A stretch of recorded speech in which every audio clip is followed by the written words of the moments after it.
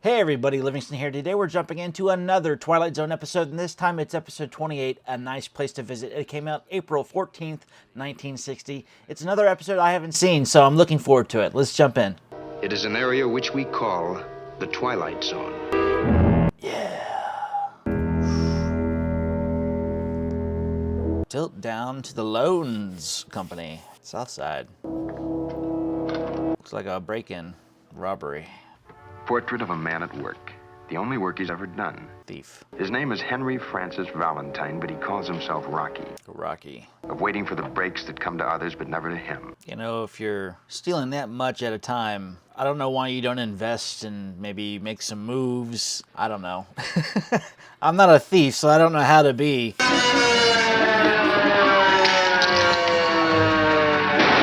Whoa, they're shooting at him. They're just not cutting any slack. That's a no-no now.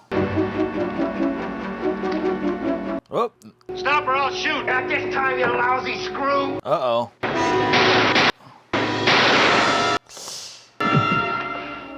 Just didn't want to go back. He thinks it's all over now, but he's wrong. Rocky Valentine. It's just the beginning. Interesting. Just the beginning. Beginning of what? Guess this is his... Mr. Valentine. This could be the devil, his angel. I don't know. Who are you? My name is Pip. Pip. Can I help you? No. It's my job to know everything about you. You a cop? I'm your guide, as it were. Well, that's great. I need like a hole in the head. It's good to have a guide. You had a slight accident. I wouldn't call it an accident. You were running from the cops, and they shot you in the back. I don't like games. Oh, but that isn't true, Mr. Valentine. Why, This is kind of rude, calling him a fatso. between the ages of 7 and 10, you were quite fond of Mumbledy-Peg.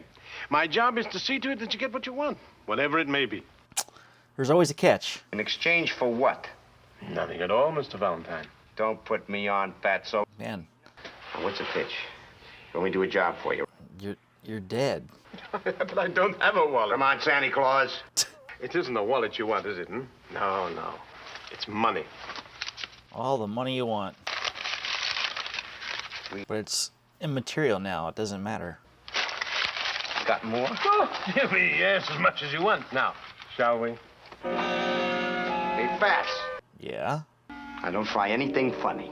Who's it belong to? Some phony politician? Why, it belongs to you, Mr. Valentine. Nice. And all I had to do was die to get it, huh? No, it's already in the deal, as you call it, Mr. Valentine. Nice. That was quick. Got that engraved and everything, just in that quick a time. Can't ask for better service. That is the master bedroom. That's what I love about these older shows, these wide shots. They were not scared to do them, but I mean, the camera was a lot heavier back then, so it wasn't as easy to move. So they did a lot of dollying in and out, which really does a lot. I think today sometimes you don't get those wide shots like you should. That's just my preference. It's not like a requirement for good storytelling or anything. Well, first of all, what's the pitch? But, Come on, the pitch, the catch, the gimmick. What do I got to do for all this? You work for somebody else, right? In a way, yes.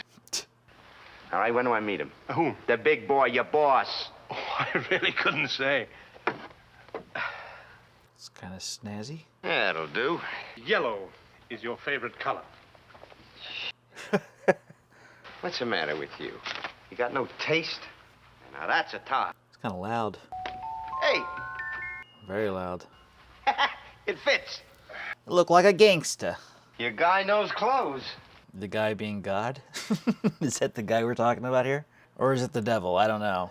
From. Well, I thought you might be a little hungry, so... Usually it's all these flashy things. It's something typical of, like, gluttony. You know, one of the sins. And that's a devil trait. You eat it. But I don't eat. I haven't eaten in... it must be 2 or 3 centuries. Anything wrong with it? Give a guy some new clothes and a bath and then poison him. Jeez. Smart, fatso, but not smart enough.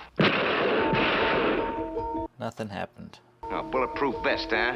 Mr. Valentine, please. I couldn't have missed, not at this range. Well, maybe it was 5 blanks and a real bullet. You're just getting it, huh?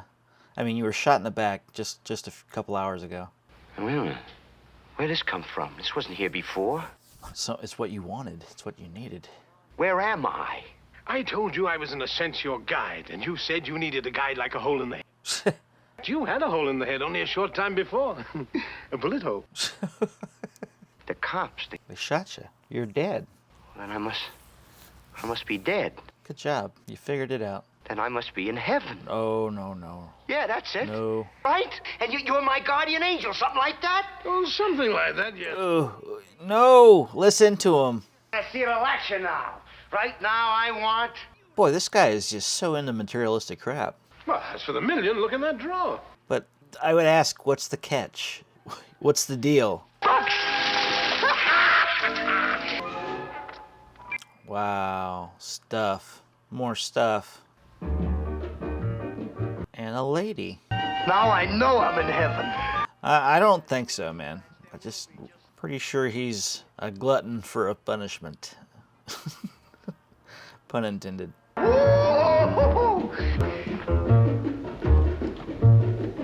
If I was dead, I think one of the first things I would be asking if somebody were to ask me these questions, or I want answers to, what's the meaning of life? Where is this all going? Where are my loved ones would probably be one of the first ones. Hopefully they're there greeting me if there is an afterlife. It's one of those age-old questions. Who the hell knows, right? Until it happens. No more bets, ladies and gentlemen. No more bets. 14 red. So he's gonna win every time, no matter what. Where is Rocky hot? Oh, Rocky's hot. Yes, very hot. Wink. Smell this joint. Here, go get it. Hey. As in, he's going to be roasting at some point. I got this table spook. Let's go see what's shaking with the cubes, huh? Here, baby, go get me some juice. And he'll win this one. Looks like the same slot machine that was in the episodes, I don't know, 6, 7 episodes back, where it was haunting this guy, took all of his money. Bucks there, huh? How about the fats? Here you are, sweetheart. Go buy yourself a dress.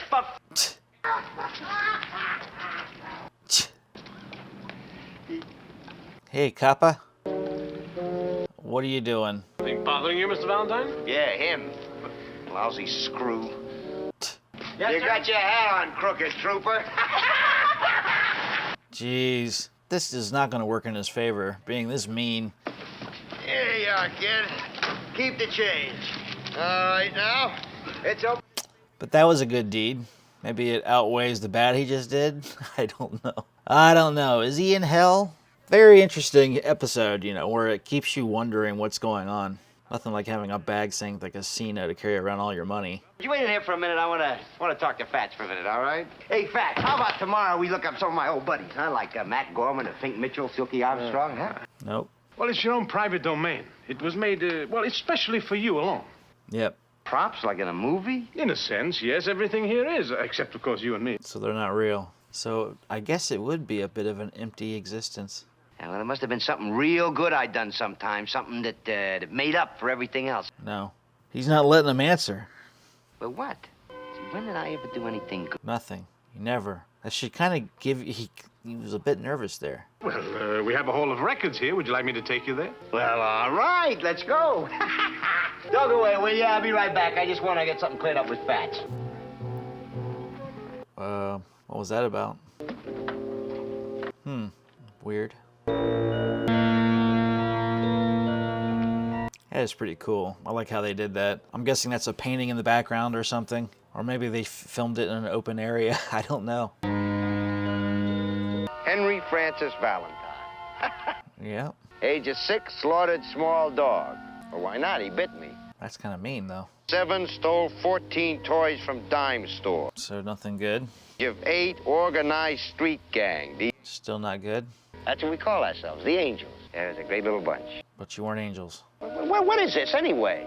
Your record? All your bad deeds. Well, you don't think it'd be some mistake, do you? Not likely. What are you going to do now, Mr. Valentine? I don't know. Fool around with the dolls, do some more craps, maybe? I don't know. Well, if you need me for anything, Mr. Valentine, just dial PIP. Pip. Oh, this is an intriguing episode. I guess at some point he's going to realize that all the things he wanted meant nothing, and his life is basically empty. He doesn't have a family. He has no children. It's kind of sad.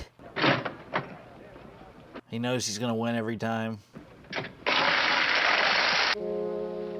Straight flush. Oil flush. You win again, Mr. Valentine. Joint is win, win, win. Yeah, get out of here, will you? I'm sick of looking at you. Come on, out. Yeah, come on, get. Yeah. Keep moving, step it up. Come. I'm liking the morality in this. What he always wanted in life ended up being what he didn't want. It ended up being his own personal hell. That's what I'm getting so far. Hey! Cool. Something to keep his mind off his predicament. Oh no. All the challenge is gone. Yes. Whoa. Something wrong? No, nothing's wrong. Everything is just peachy. Just a little too peachy. But I don't understand. All right, I'll spell it out for you, Fats. I'm bored. Bored. But the gambling, I thought you enjoyed that. I do. Well, I could arrange for you to lose occasion if you'd like. Would that help? You miss your old vocation, is that it? Yeah. No, bank's okay. Well, fine. Then I could get caught. Of course, if that's what you'd like. Let me just make a note. What happens when he gets caught? Does he end up living in jail for eternity? I mean, what's the kick knocking off a bank if everybody knows about it?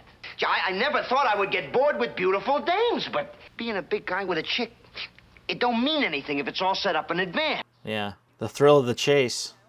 It's real. I don't think I belong here. I don't think I fit in. Somebody must have goofed. If I gotta stay here another day, I'm gonna go nuts. He hasn't gotten it yet. I want to go to the other place. Heaven? Whatever gave you the idea you were in heaven, Mr. Valentine? This is the other place. Yeah. Not really a big twist. You kind of knew that was coming. But I did like the way it was revealed to him. Now he has everything he's ever wanted, and he's going to have to live with it for eternity. Dear Lord. Well, that was it. A nice place to visit. I enjoyed that episode. I kind of knew where it was going about halfway through. Understood that he was in hell, like his own personal hell, and he just didn't realize it up until the point that he got everything, and just life became boring to him. And it was kind of a sad reveal at the end, but it's very satisfying as well. This guy who was just an asshole basically throughout the entire episode ends up knowing that he just was in hell, and he never realized it throughout the entire time when he was asking about questions and then answering his own questions. And it was just like, man, if you just stood still for a second, you would have realized that you're in your own personal hell and you just haven't realized it yet. So I enjoyed it, but let's get into some trivia and see what it took to get this episode off the ground.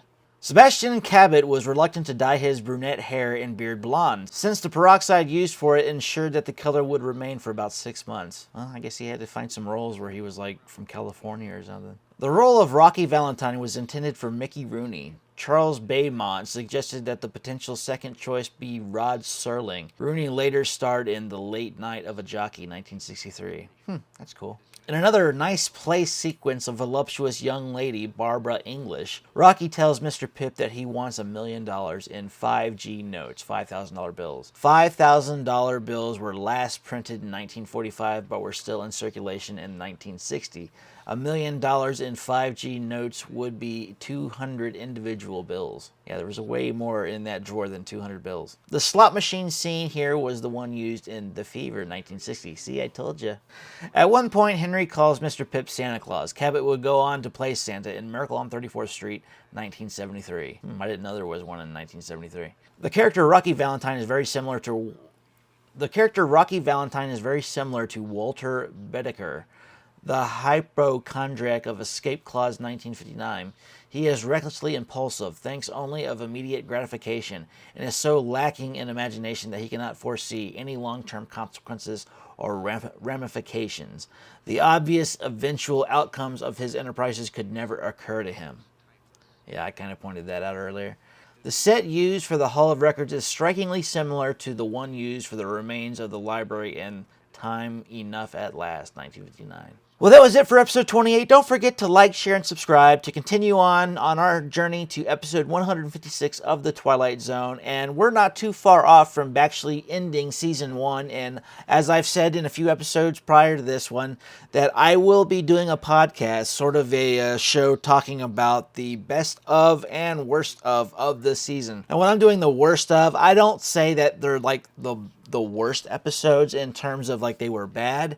I'm just saying that they were like the least liked, because I have actually enjoyed the majority of these episodes. There has not been a bad episode, in my opinion, in this first season. So it's going to be interesting to know what your opinions are. Leave some comments below and let me know what episodes you enjoy as well, because I'm going to be going through the comments section and kind of going through the first season comments of each episode and kind of picking the ones that I think are interesting comments that I can bring up on that episode and discussing it before we move on to season 2. So look for that in the near future when we're done with this season. And until next time, see you later.